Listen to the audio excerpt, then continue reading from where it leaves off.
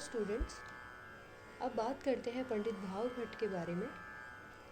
पंडित भाव भट्ट का नाम राजस्थान के संगीत ग्रंथकारों में भी अग्रणी है, क्योंकि ये बीकानेर के राजा अनूप सिंह के दरबार में संगीतज्ञ थे। इस कारण राजस्थान के ग्रंथकारों में भी इनका नाम अग्रणी है। अब बात करते हैं इनके जीवन परिचय के बारे में। भाव भट्ट मालवा प्रांत में जन्मे थे। इनके पिता का नाम जनार्दन भट्ट था और जैसा कि हमने अभी जाना है कि ये बीकानेर के राजा अनूप सिंह के दरबार में संगीतज्ञ थे, वहाँ काम करते थे, इसलिए इनकी राजा की इच्छानुसार ही उन्होंने संगीत ग्रंथों की रचना की है। अब भाव भट्ट के ग्रंथों की बात की जाए तो उन ग्रंथों में अधिकतर राजा अनूप सिंह का नाम आपको दिखाई देगा, क्योंकि हम जानते हैं ये उन्हीं के दरबार में संगीतज्ञ थे। तो हर एक ग्रंथ में उन्होंने राजा अनूप सिंह का नाम दिया है, जैसे अनूप संगीत विलास, अनूप संगीत रत्नाकर, अनूप अंकुश, अनूप राग सागर और अनूप राग माला। बात करते हैं अनूप संगीत रत्नाकर की। अनूप संगीत रत्नाकर में श्रुति, स्वर, ग्राम, मूर्छना, तान, वर्ण, अलंकार आदि के विषय में बात की गई है और ऐसा माना जाता है कि भाव भट्ट ने अपने ग्रंथों में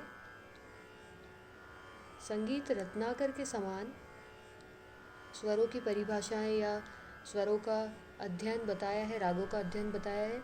ऐसा माना जाता है कि इनका ग्रंथ संगीत रत्नाकर से अत्यंत प्रभावित था, शारंगदेव के संगीत रत्नाकर से, और पुंडरीक विट्ठल के ग्रंथ से भी इनके ग्रंथ प्रभावित माने जाते हैं। अब अनूप संगीत रत्नाकर में परिभाषाओं के उपरांत रागाध्याय में कुछ प्रचलित रागों के भेदों को भी बताया गया है, जैसे नट के भेदों के अंतर्गत शुद्ध नट, सालंग नट, छाया नट, केदार नट, कल्याण नट, वराटी नट, सारंग नट, विभास नट, हमीर नट, पूरिया नट इत्यादि। इसके उपरांत कुछ रागों के स्वरूप का भी वर्णन है। इसके बाद ठाटों और स्वरों व जन्य रागों का भी वर्णन है, जिस पर पुंडरीक विट्ठल के राग मंजरी का प्रभाव माना जाता है, और साथ ही बहुत से ध्रुपद का भी इसमें उल्लेख किया गया है, लेकिन उनकी स्वरलिपियाँ नहीं दी गई है। इसके बाद बात करते हैं अनूप संगीत विलास की। इसमें भी स्वर, ग्राम, मूर्छना, जाति, शुद्धतान, कूटतान और अलंकार की समस्त परिभाषाएं बताई गई है। 22 श्रुतियों पर 42 स्वर नाम रखे गए हैं, अर्थात 22 श्रुतियों पर 42 स्वर नाम रखे गए हैं और 70 रागों की व्याख्या प्राप्त होती है। विकृत स्वरों के बारे में भाव भट्ट कहते हैं कि समस्त 42 विकृत स्वर उन्हीं 22 श्रुतियों पर आधारित है, जिन पर कि इस सिद्धांत की नींव रखी गई है। ऐसा प्रकट होता है कि मुस्लिम काल में महान कलाकार हुए थे और हिंदुस्तानी संगीत में उस समय आश्चर्यजनक परिवर्तन हो रहे थे।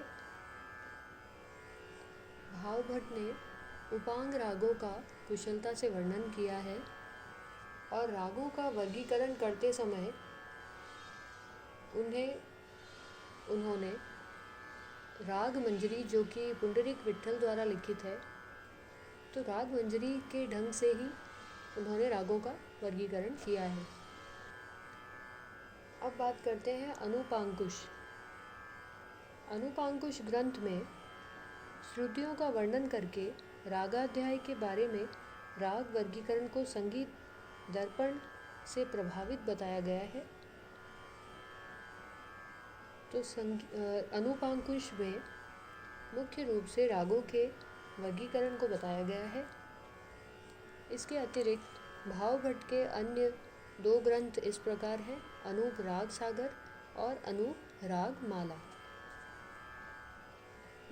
प्रतियोगी परीक्षाओं में कई बार ये प्रश्न पूछे जाते हैं कि भावभट्ट के ग्रंथों के संबंध में कुछ प्रश्न बना दिया जाता है और हमें उनके लेखक के बारे में बताना होता है। तो आपको अनूप शब्द से ही ये याद हो जाना चाहिए कि वे ग्रंथ भावभट्ट ने लिखे हैं, और इनके नाम भी हमें याद रखने चाहिए, जैसे अनूप संगीत विलास, अनूप संगीत रत्नाकर, अनूप अंकुश, अनूप राग सागर, अनूप राग माला।